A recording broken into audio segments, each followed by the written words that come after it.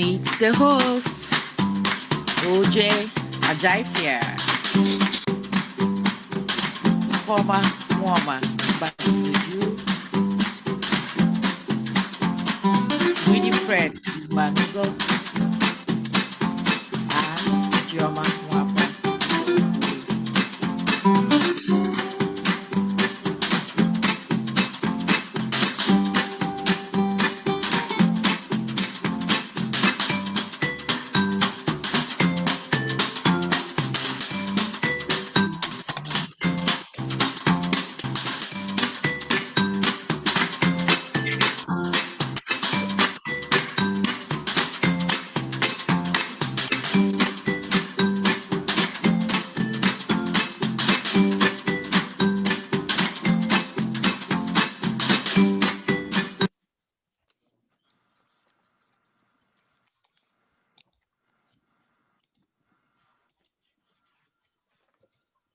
Oche, take it away.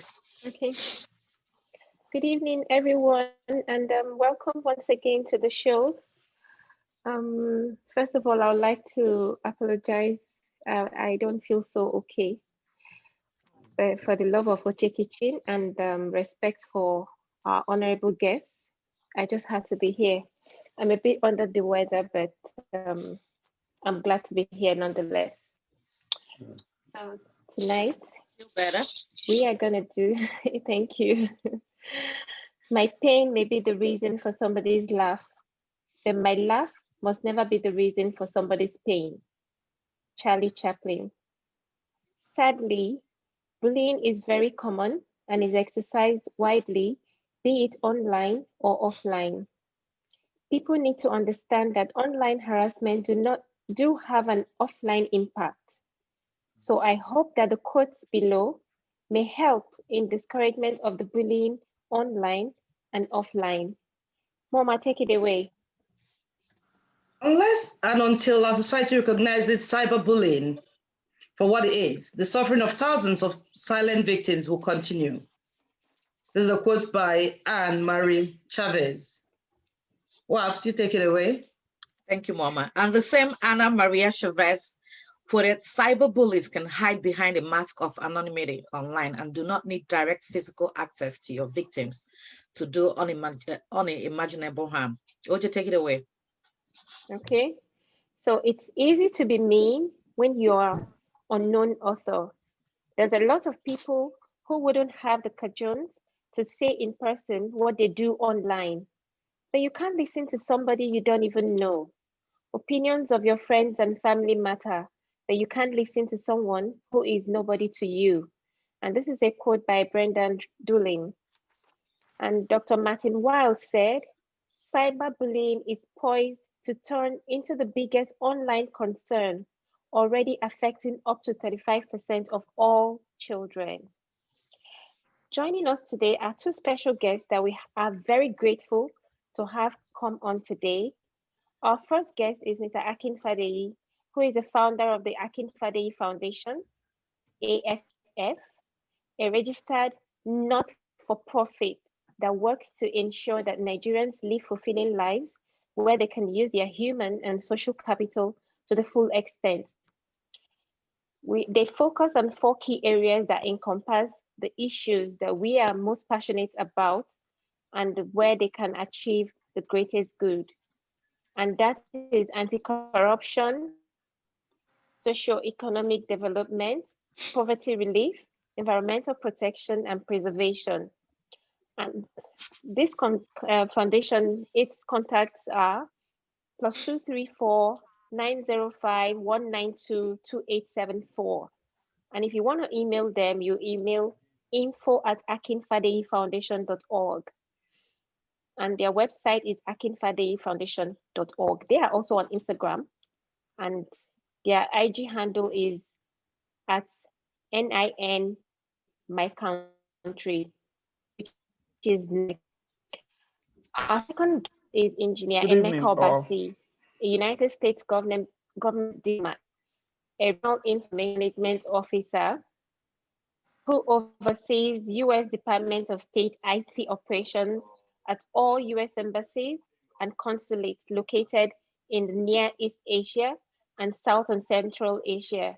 His participation on Oche Kitchen discussions tonight is purely personal and not an official representation. So please take note. Thank you guys for joining us. Akin and Emeka, we are so honored to have you guys. It's actually, I mean, a privilege to have you guys on board at the same time. So for giving us such honor, we say thank you. And to the audience, your questions will be entertained at the end of this discussion. So feel free to use the raise hand option or type your questions on the chat box, and both here on Zoom and on Facebook, and they'll be addressed. Also, the official Oche Kitchen time is 1 hour when we're going to go offline, but we're going to continue on overtime just to be able to address your questions. And that is because we love you guys so much. So moving on, I'd like to throw my first question at Akin. Akin, are you there? Are you ready for me? Always. Always, Okay. wow. I knew you were going to pick on that. You know me. So, Aki, what is cyberbullying and how does it take place?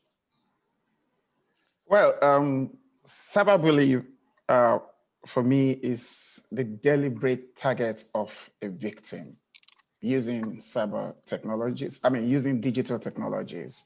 It takes place on social media, messaging platforms, gaming platforms, and is used to spread lies about other people. It's used to threaten to post their embarrassing pictures. It's used to send hurtful messages against people. It's used to impersonate people. Anything that is employed to communicate pornography, indecency, menacing, or obscene messages about the other person translates to cyberbullying. And the Nigerian Crime Cyber Act outlaws cyber stalking and cyberbullying, and those who are guilty of these are culpable to fines of between 2 million, 3 million, 3 years imprisonment, or 10 million or 15 years imprisonment. So this shows how heavy a crime cyberbullying is. Wow. So in Nigeria, they'll charge Thank you you. like 10 million fine if you cyberbully somebody? If you are guilty, yes. That's awesome. Oh, for real? I didn't know that. That's good to know. Okay. So my question, the second question is, do you think cyberbullying is worse than or just as bad as physical bullying? What do you think? Cyberbullying is worse than physical bullying. Physical bullying, you can be face to face with one another, but you can square up against one another, right? Like they say, the only language a bully understands is for you to bully them back. So oh if someone my has God, been, thank you. thank you. So if someone has been bullying you, the day you stand up to such a person to say, you know what? If this is going to lead to death, let it lead to it, but this has to stop. Your bully might stop. Now, we all know that somebody was bullying the whole of the United States. Apologies to Emmanuel. But the Constitution of America rose to bully him back. And so he's going to vacate White House, right? Now, I'm of the opinion that where cyberbullying is toxic, where it's more dangerous, where it has more harmful effects, is because you don't even see who is bullying you. It has digital footprints all around you. Cyberbullying makes you feel helpless. There's no face-to-face altercation. You're just there at the mercy of the guy who is saying to you, I have your explicit pictures, send me 50,000 naira, or they will end up on social media. You are upset, but you can't do anything. So it leads you to depression, feeling of isolation, dejection. It makes you feel angry and irritated. And for some, they consider suicide. That's that's the one I don't like when people Let me themselves. interject. A little bit. I can't. I don't know who was bullying the United States. We know, we know. Okay, I don't know. Akin, I'm with you. Yeah, but you are actually on point with regards to the explanation of cyberbullying. At the right time, I will just make some contribution to that too. But I'm going to be sharing some links with EIJ that she will share with the audience and also share it on the internet. Thanks. All right. Thank you. Okay. Okay. So question number 3, why do we have cyberbullies and how much of a problem do you think it is, Akin? We have cyberbullies, frankly speaking, because people get drunk on a delusion of grandeur of power. They think that they can hide behind this mobile device and do whatever pleases them. We have cyberbullies because people get bored and then they believe, look, let me just do what I like to do. But let me be very real about our local circumstance. Nigeria is the most populous country in Africa with the largest population of youth in the world, about 33 million now, about 34 million. Nigeria's economy functions as it is with credit to endless capacity and dynamism of its citizens who are challenged, beleaguered, traumatized, and economically challenged. And so you have a youth population that constitutes, are these bells for me? No. Oh, go ahead. We're ahead. admitting No, people. joining. We're admitting people, yeah. Oh, okay. And then you have a youth population that is about 40 million. And then they are carrying mobile device. And then they are not, many of them are not employed. Many of them have left the university walls. They are either unemployed or unemployable. Many of them are disillusioned. You have a grim picture of crisis waiting to explode. Some people say it's exploded during EndSARS. I don't know if it did. I think it's still waiting to explode. I read a research materials by Walter Tab that says by 2030, a quarter of very poor people on the planet will be Nigerians. So when you have a resilient set of people, but who are unfortunate to have found themselves within a planet that is challenged by rudderless leadership, frankly speaking, then it might be difficult to orientate them against bullying one another. Number 2, I do think seriously that we have cyberbullies because there is value erosion in our culture. In those days, we used to look out for one another.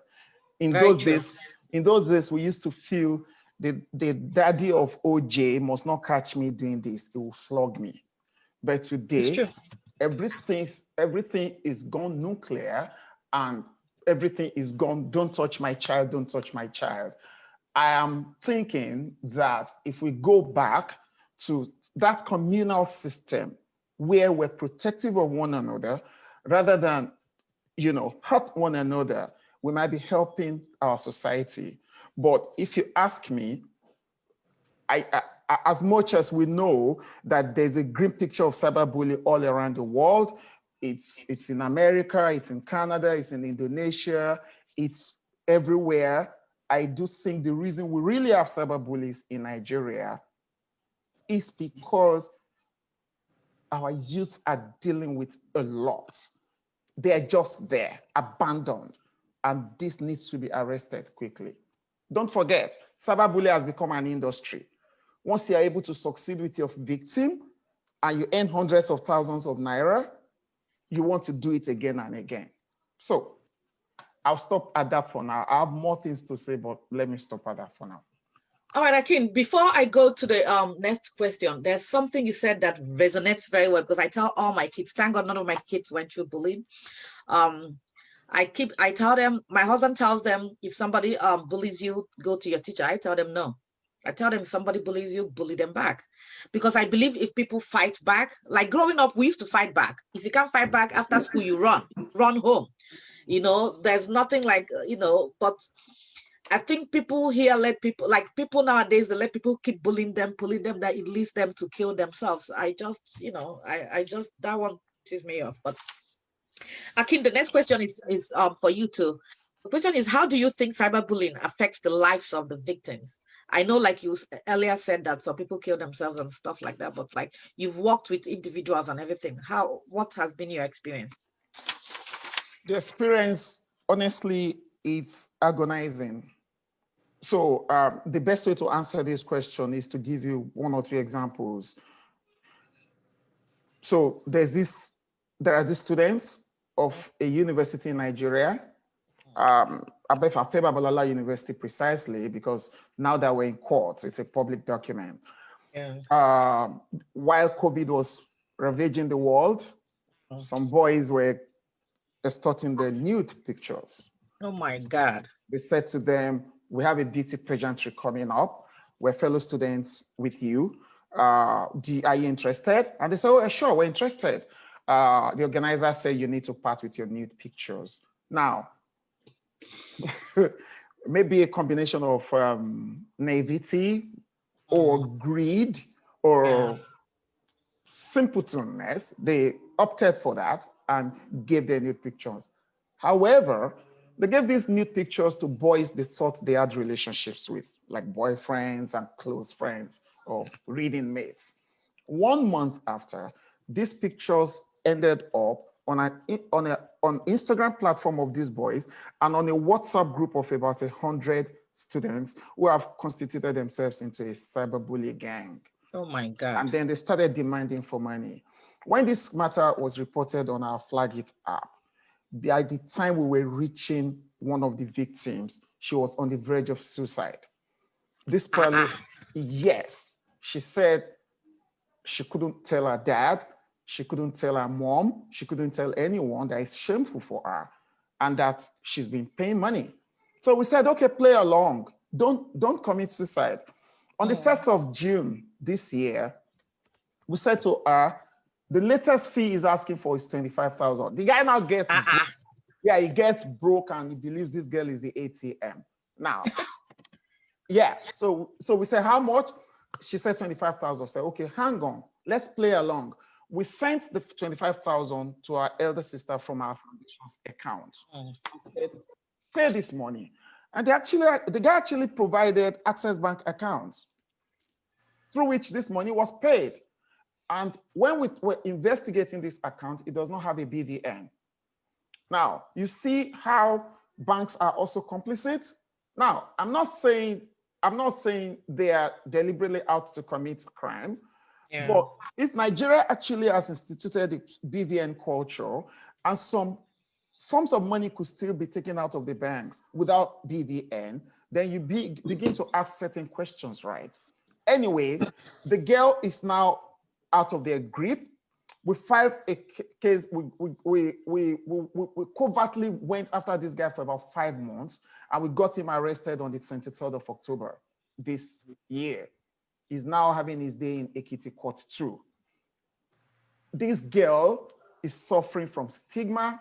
She's suffering from depression. She's suffering from a feeling of shame and low sense of esteem.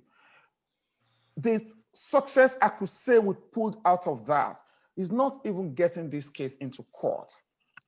It is that we were able to convince the university that don't prioritize profit against scrutiny. Because the next thing you want to do is to dismiss this girl because you have a moral code that says they cannot exchange nude pictures in the universities. But you will just end up protecting the offender and victimizing the victim. And then you enable the offender the more. So please, let's protect these girls. And the university agreed with us. They partnered us, and this is going on.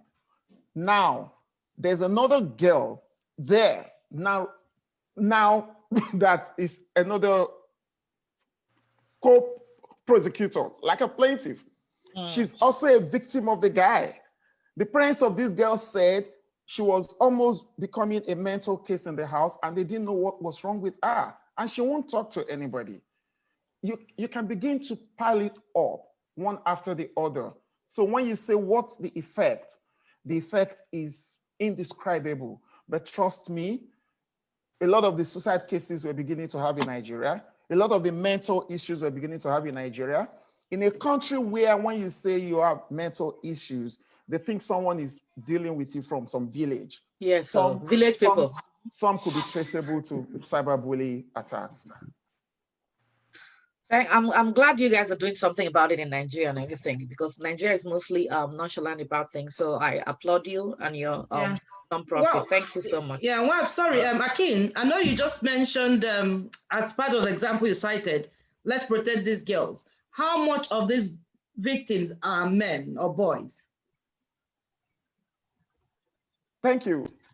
So far, I regret to say we don't have boys who have cyberbully victims yet. Yeah. Really? No. It's mainly girls here. We have about 1,645 downloads on Flagit app now, because we're growing it organically. And all the victims that I've reported so far, which cases we're managing, are women. Could it be, Can I ask you a question? Could it be that the men are not speaking up based on the fact that they want to be men? And because I know that it's just like domestic violence is not gender-based. I want to believe that men are being bullied as well. But it's just that they have refused to come up and talk about it. That's not impossible at all. That is a possibility, right? That's a clear possibility. We have so it might now. Do I answer you now, or can we finish with the questions so that ask a question? Yeah, because some of it might come up later. Okay, my next question is to Emeka. Emeka, how can victims of cyberbullying stop cyberbullies or avoid cyberbullying? Because you can't tell people not to go online because they are being bullied. Yeah, the first step first, just like I can say, is to confront whoever that is bullying you to stop. If you know the person in social media atmosphere, but if just tell the person to stop. If you're a kid, talk to your parents. If it's happening physically, talk to your parents too. But what I advise my kids to do is talk to the teacher first. This is where two of us, I did disagree. But I have my reason. I'm gonna explain to you why I do have my reason. If it's happening in school, which is one of the most common places, talk to your teachers first. Come back and tell me. I will document the dates that happened. The second time, talk to your teacher again. I will document the date. If nothing happens, you have to act. When you act, I will stand up. I will come up with all the, like, this happened first, second, third time, and the school did nothing. So I'm not gonna ask my kid to fight back immediately because of the consequences. But documenting those events actually has helped. Having traveled to a lot of places and my kids being in different schools, it happened. And this is how it has been dealt. And the school ended up putting a policy in place against bullying in school. In the cyberspace, people bully people because they have lack of self-esteem. Sometimes it's an issue of inferiority complex, and they try to run people down. You can avoid that by unfriending them, blocking them. But if they go out of where you have the view to see what they are doing, and you know who they are, confront them. If it doesn't stop, report that to authority. It's much easier when you know who they are. The authority can act on it. But if you don't know who they are, we still encourage you to report to the social media platform provider. If it's Facebook, report it to Facebook. If it's Twitter, report it to Twitter folks, the admins. They will act on it. So this is the different ways that you can prevent cyberbullying. And one other way is do not bully people. If you want to prevent cyberbullying, stop bullying people too. We bully people without knowing that we are bullying them by forwarding a lot of stuff. There are different ways you can bully people in addition to what Akin has said. Forwarding, there are a lot of, like when you read something, you have in mind the effect it might have on others, and you're indirectly speaking to some people. So when you post something, you already have some folks in mind when you're posting those things. So if it's going to have any negative effect, emotional impact, negative emotional impact, I would encourage not to post those things. So these are some of the ways that you can stop bullying. There are some official ways. I will share those information later when there is question and answer time, period. All right. Emeka, I don't know if you're aware that most kids who commit suicide, there have been numerous reports to the teacher, principal, and everything, and it's still the gap because these kids cannot fight back. That's why they kill themselves. Okay. Moving on.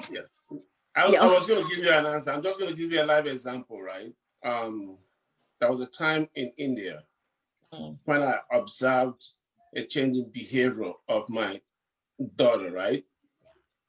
I now ask what is going on. I do have access to my kids' phones. Yeah. I have their password. They are little kids. They're not adults. I have their password. I go into their phones to check the chat that is going on. So on this occasion, I found out that somebody was bullying her in their class group. She didn't want to say anything. But because I observed a change in her behavior, I started asking. That was when I now saw what was happening. And this has been going on for long, and she did not tell anyone. See that? Yeah. So the moment I saw this, she didn't want to say anything, but I took it upon myself to go to the school. And what I did was to request that the school authority bring this boy's or child's parent that I need to talk to further to find out what kind of training he's giving his kids at home. That's the Nigerian way. The dad did not know what was happening, and he was disappointed. But to cut the long story short, make sure that you are checking on your kids. Of course, yeah. If you observe any change in their behavior, talk to them. Make sure you are talking to them. Okay. I think my last question, you must have answered some of it, but let me just ask it anyway, because you might have something to add. How can cyberbullying be stopped or prevented in our society? So we use policies in the school. The school needs to enact anti-cyberbullying policies. There should be education. Talk to your kids if you are at home, and the teachers also need. It's not something that is done often here, but the U.S. government have a way. That's what we call the Cyber Month, which is October, where every U.S. government agency celebrates cyber activities. Is an opportunity for us to teach our folks everything that has to do with cyber crime, cyberbullying, and all those stuff. Then there is also policies and laws in the US. I just did some search. Nigeria has such policies too against cyberbullying. So there should be policies that we should focus on social climate. We should conduct community-wide assessment, seek out support, against what is going on, and also coordinate our prevention effort, just like I can mention. But the most important thing is awareness, education. Yes, awareness, yes. All right. We'll take a little break before we continue with the questions. Mama, take it away. Thank you. Thank you, Ajay.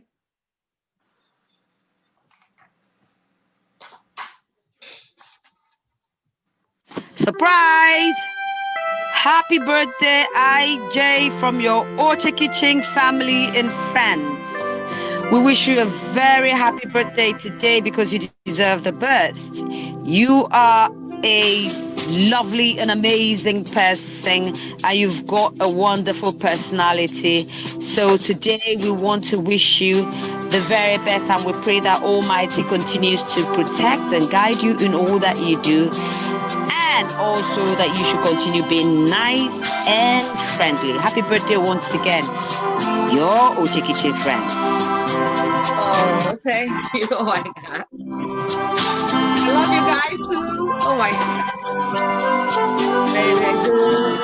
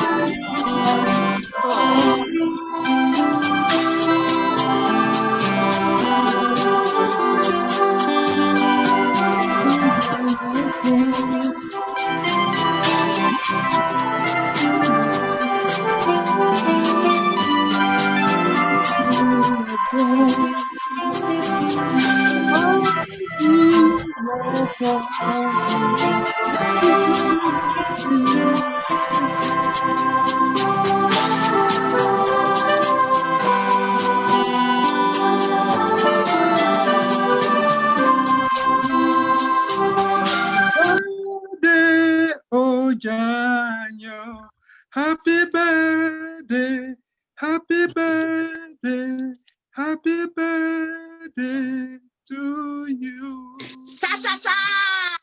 Yay. Daddy, thank you so much. Ify, we need. Oh my God! Happy birthday. Thank you. Oh my God! Oh, if I'm at the same cake, how did it happen? You said Magical. It's magical. I came to Connecticut to get that Oh picture. my God! Thank you, guys. God bless you, then. Thank you. Okay, my wish. Yes. Thank you. Happy Oh wow! birthday. Thank you guys so much. I talk my yanka in my daddy's voice. IJ, happy birthday. Thank you so much, Ben Ben. Thank you. Oh Happy wow! birthday, sis. Happy birthday. Thank you guys. I love you guys. I nearly forgot. We surprised you then. We got you there. Yeah, I was looking at the cake. I thought it was an old cake from Facebook. Next thing, my daughter and son comes in the same cake. I'm like, how did this happen? That's cyber bullying. Yeah, so you bullied you bullied me. Also, Auntie Former texted me. I'm like, when? And the music and the tune is from Daddy, Uncle Paul. So Daddy, thank you. Especially for you. Huh? Yeah. Anyway, thank you. Celebration will continue. I love you guys. After the show. Moving on with the questions. A very blessed day. Thank you very much, Daddy. Thank you, Daddy. Moving on, Emeka, the question is for you. Do internet companies and mobile phone companies have a duty to stop cyberbullying? Happy birthday, Joma.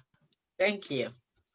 Yes, they do. But I think there are already policies in place for their users not to bully folks.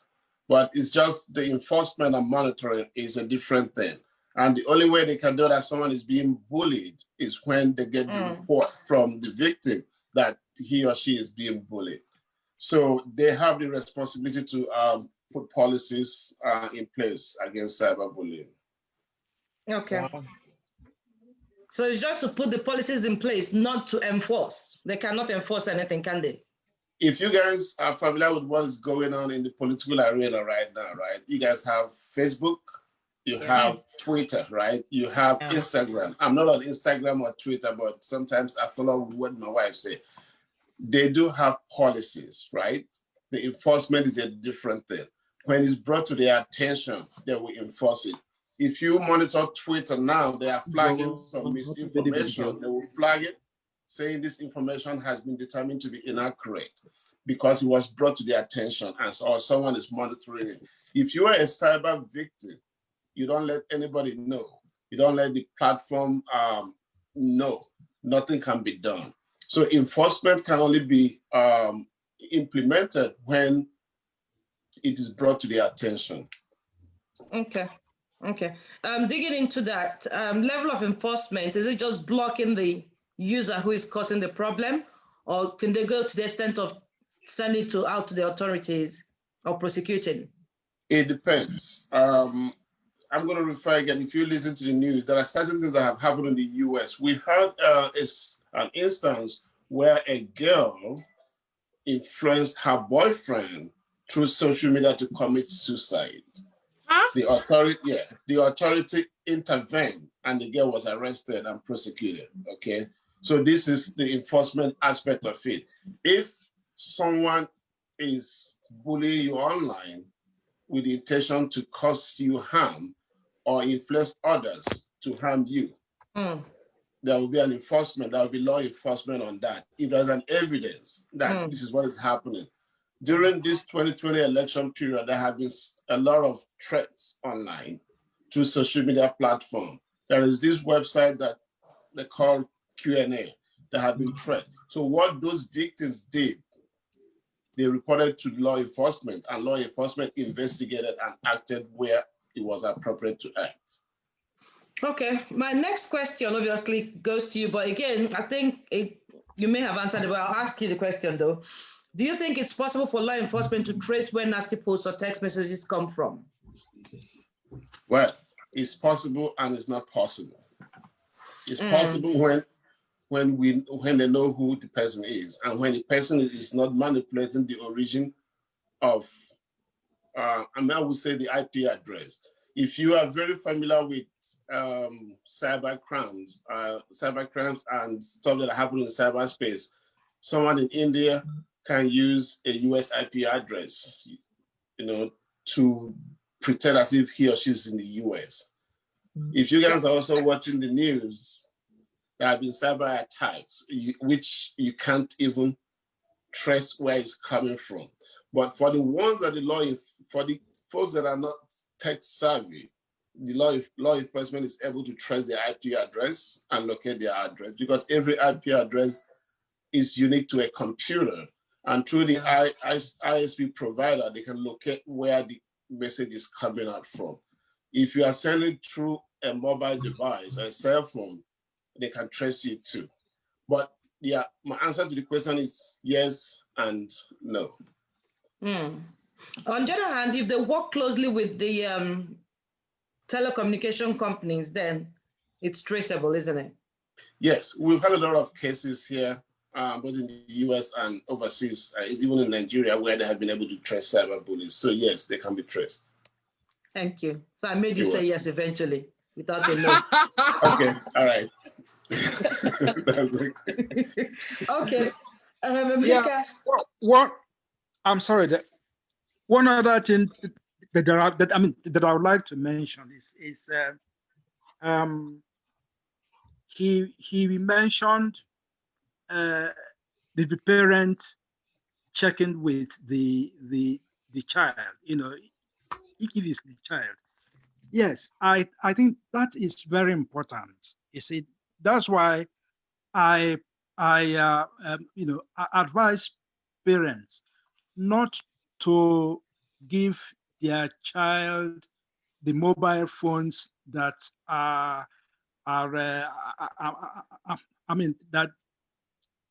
that can go on the internet. Yeah, because they are,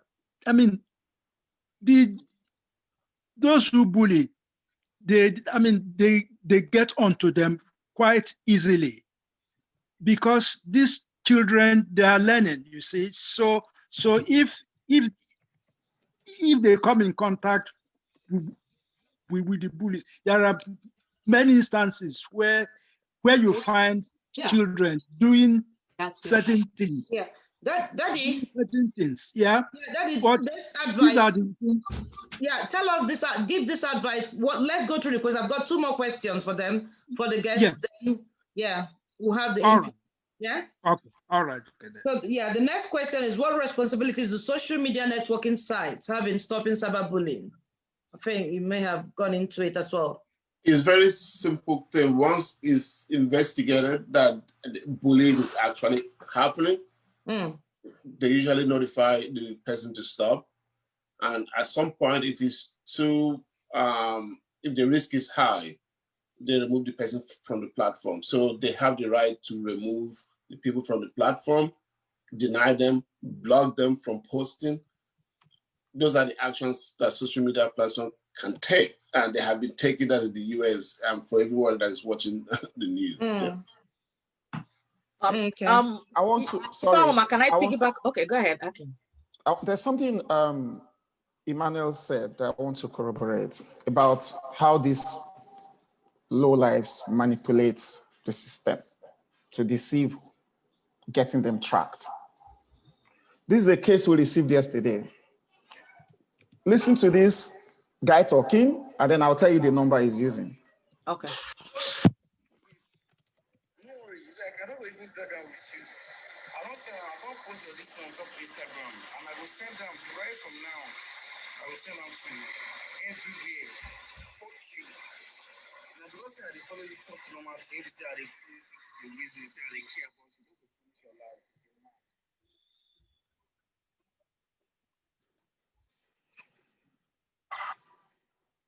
I heard that they were forwarding something from the Instagram to It was telling the girl, God go punish your life. Yes. It was using the F word. It's been traumatizing this girl since the 15th of December and has extorted 20,000, 50,000 before she reported yesterday. Now, this number is a plus 1407 number. That would be that's Europe. That would be US, maybe Georgia, US, yeah. Plus one. Plus one is Georgia. US, yeah. And what they do, it will shock you that is operating this number from Benin or Ekpoma. Yes, or somewhere in Abuja. Yes, the guy that we're prosecuting now, he used like 3 foreign numbers, including Nova Scotia in Canada. Just as a matter of fact, the first letter we will write to the IG just sent it to Interpol to say, for you to be able to get this kind of person, let's use Interpol for international connection. And I just wrote back to the IG that there's not any Interpol. This guy is in Nigeria. He was operating from Wari.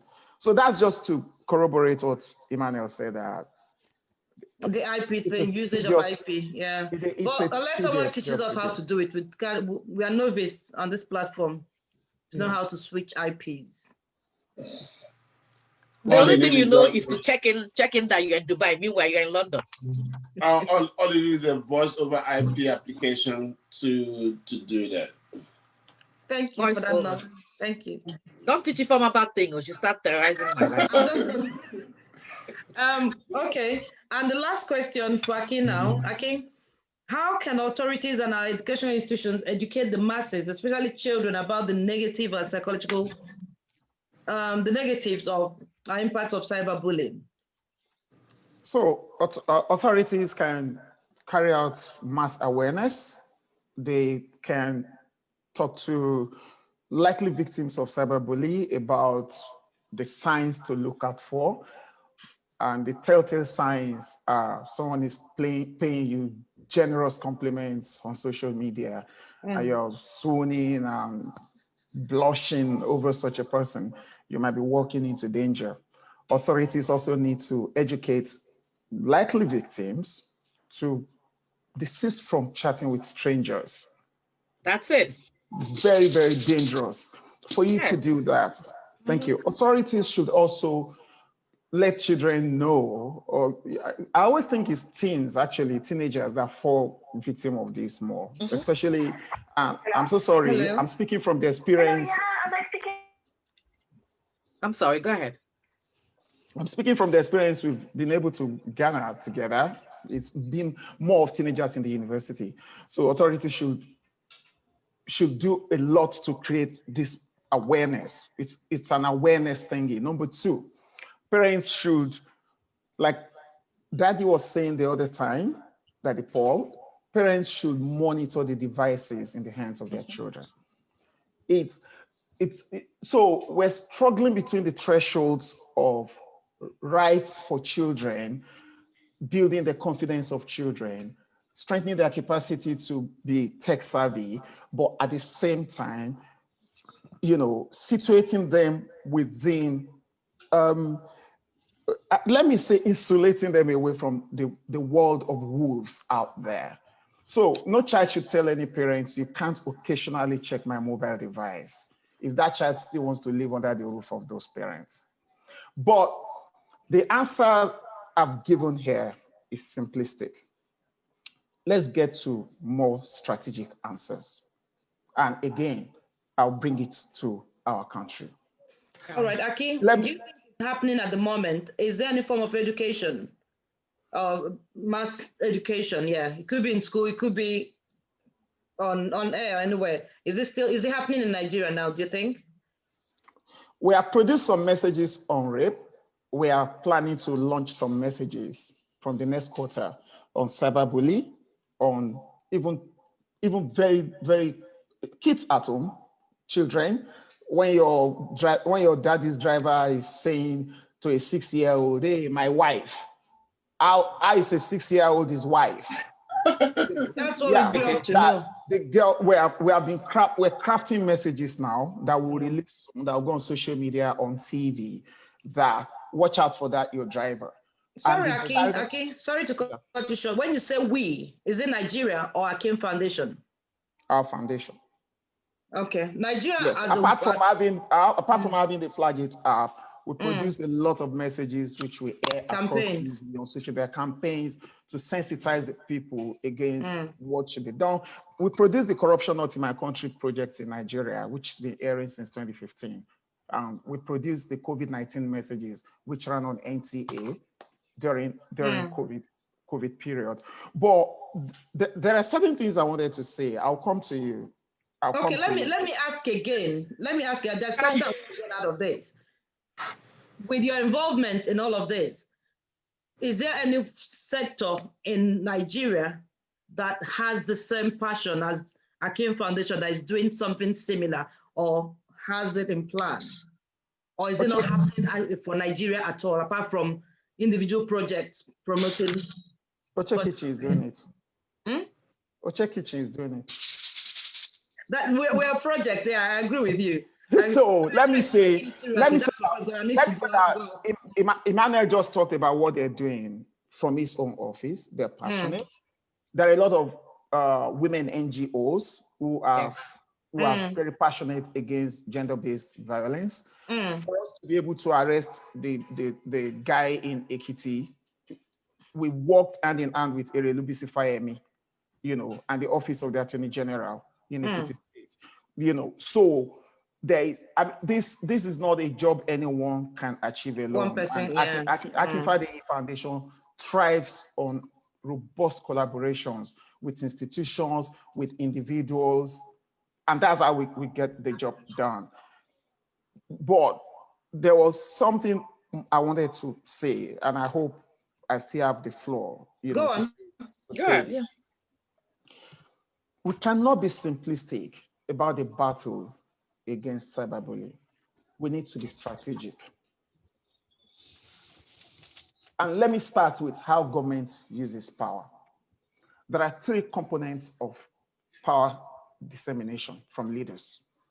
There's political will, there's political can, and there's political must. Okay. There's massive will, can, and law. Okay. Will, can, and must. There's massive apparatus of power at the federal level that anything a federal administration commits to, they will take it, they will hunt it down. If Nigerian women are not protected today, if Nigerian teenage girls are walking the streets and they're afraid someone could kidnap them and dump them into some car and will drive away, then we're back to the Obitian theory of nasty, brutish life that is short.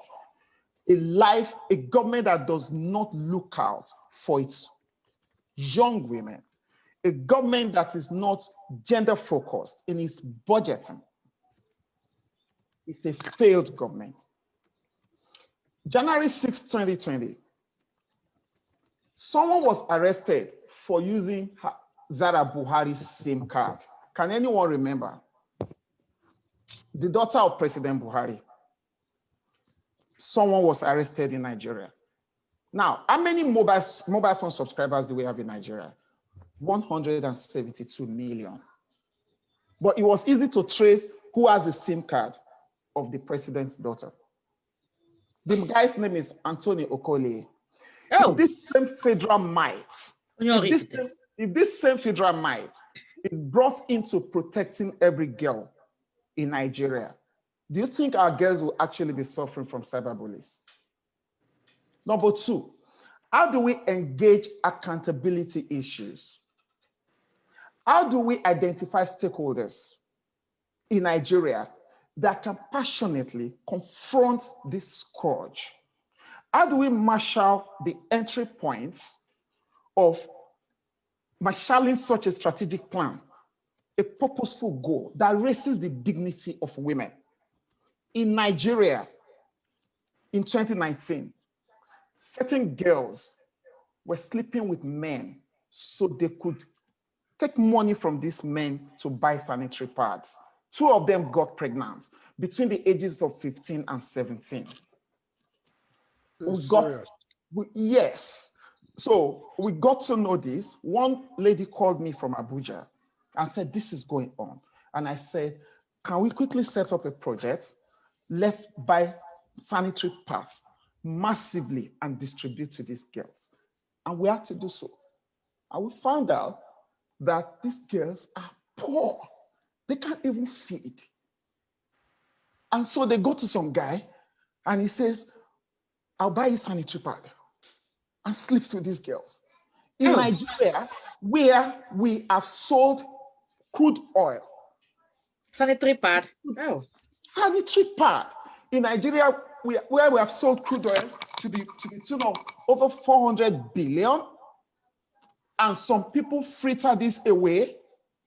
So, and I guess I've been to certain countries of the world where you cannot slap a woman. Where if you're a husband and you disrespect your wife or you disrespect some girlfriends, you are going to jail. Or you're going to be sent out of the house as a husband. The woman is there. You are still paying a mortgage, even if she brings in boyfriends. So what's wrong with our country? We can talk about awareness. We can talk about let's sensitize people. We can talk about all of that. But we need to there has to be a strategic overhaul of how we protect our citizens, especially the women folk. Government, those in authority, policemen, and the aggregate putting together of security agencies must recognize that they're duty bearers. And they are meant to protect are right holders. And these right holders that all of you here seated constitute, that I constitute, that others constitute, must begin to demand accountability from our leadership. What happens in our Ministry of Women Affairs? What happens there? What happens with so many NGOs that we have? Aki, Can you're so passionate about this. I know. Can I interject to ask a question or two? Sorry, I hope I'm not taking everything out of order, but please go on.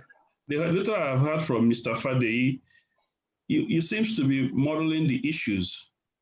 Cyberbullying and the treatment of women are two different things. We know the societal and the political aspect of where a woman, all these young girls don't have sanitary pad or hygienes or whatever. Yeah, that's a failure in the system. That's government failure. It's not a cyberbullying issue. And cyberbullying, the way we're discussing it here is we're making it to be, against one gender. Cyberbullying is gender neutral.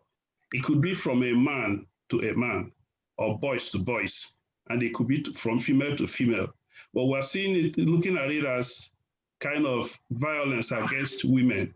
And it tends to model the issues. So the issue here is when you go to class, you are in a class, you have all these big boys trying to, bully people who seems like, so to say. Jew men. Yes. So that's what cyberbullying I should be addressing. And it's while you guys are fighting all those, you cannot fight it alone without the help of the government. The government have to make laws because at the end of the day, you are going to prosecute these people. Set up a database. How are we going to track people who have been victims of cyberbullying? I heard you say co-prosecutor or whatever. But how about setting up a hotline? People who are suffering from cyberbullying, how can they come together so that they start prosecuting them, the bullies or so? But this issue, like I said, is bigger than we are trying to make it here. Chris, I don't know if you missed when I asked him that question about gender, or which gender is being dominated in case of cyberbullying. Based on their statistics. Let me respond to him, please. Okay, go on. Okay. Let me respond to him. Thank you very much for your observation. If you follow what I first said, I said we can have simplistic approach to issues and we can have strategic approach to issues. And I said to you that I am speaking as informed by within the spectrum of where I have worked. So many research materials that I have read, women are likely to be more cyberbullied than men.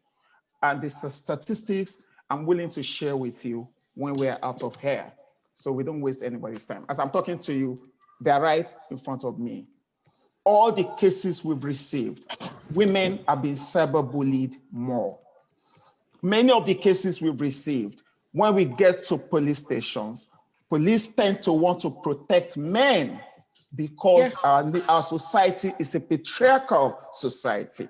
Very true. Our society is a society that will tell the girls, you two, why did you send your picture to that boy? Okay. And we are left to telling the policemen, you shouldn't say that. Don't protect the offender and sacrifice the victim. So about modeling up the issue, no, I don't think I was. I was only saying, yes, let's have a good management of technology. Let's make sure we can track how IP addresses are not used. Let's create sensitization and all of that. But at the same time, let's go to the drawing board of how did we fail as a nation. Technology, like I said, we have created a Flagit app that tracks offenders. And if they aren't tracking offenders, we will not have been able to be prosecuting those we're prosecuting now. Okay. If I may interject a little bit. Sure, please. Yeah, if I may interject a little bit. I understand where Akin is coming from, right? If you look at it from the underdeveloped world perspective, there is this tendency, is a cultural issue. I don't think it's a government policy issue. It's just a cultural or traditional issue where there is this feeling that there are certain things women should not be doing or girls should not be doing. And there is a tendency of blaming the victim. But I would like everybody to understand that it's not global, and there have been efforts made and is still being made to address those issues and make sure there's an equity in terms of how things are done. Coming from the Western perspective, I'm going to speak from the US perspective. Everybody experiences cyberbullying. Yes. Presidents experience cyberbullying. Governors, for example, the governor of Michigan just went through a cyberbullying. Sure. Then they arrested the folks. The current governor of Georgia, the Secretary of State, the election commissioner, they are all experiencing cyberbullying. So in order for us to address cyberbullying, it should not be kind of attributed to a particular region or a kind of a tradition or culture.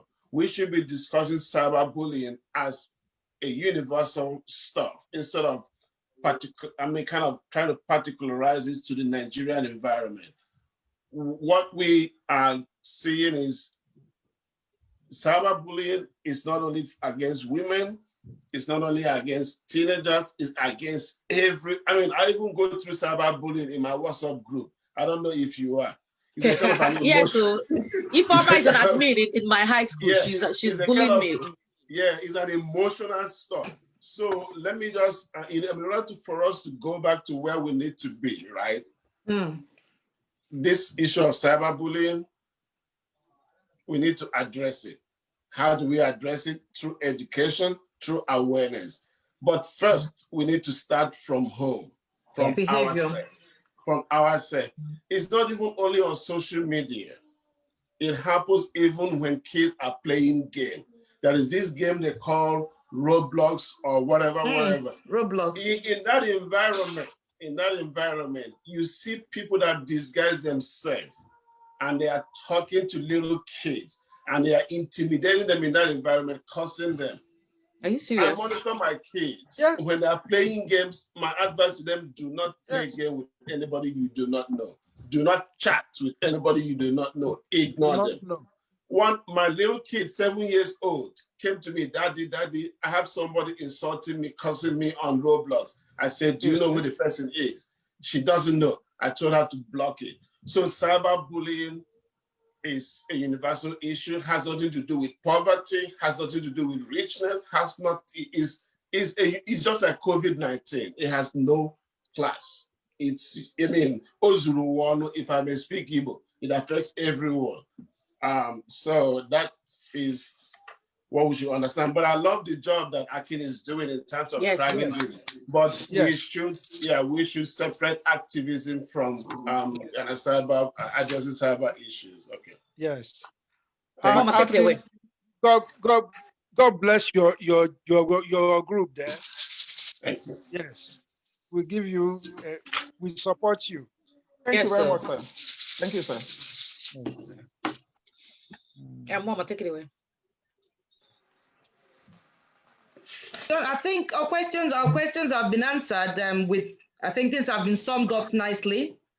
So we're staying back for the after show. Thank you very much for being a part of today's show. And before we carry on, because we'll be going offline in the next few minutes, first two minutes or thereabout, I'll show you what we have lined up for next week. What are you? Did anybody say something? What are you calling? IJ3. What are you calling? Oche Kitchen Discussion is back again with polygamy on a Boxing Day. Please join us on December 26, 2020 as we talk about polygamy with the products of polygamy and those who want to talk about polygamy. Be a part of the show live on Facebook via Zoom. Remember, there's plenty of room on Zoom for all of us. Time, 8 p.m. Nigerian time, 7 p.m. UK time, 2 p.m. East Standard Time, 1 p.m. Central Standard Time, and 12 p.m. Pacific Time. Be a part of this lovely discussion. Please be there. All right, thank you, everybody. Yes, stay put. Overtime on Oche Kitchen starts now. So anybody who has any questions can ask.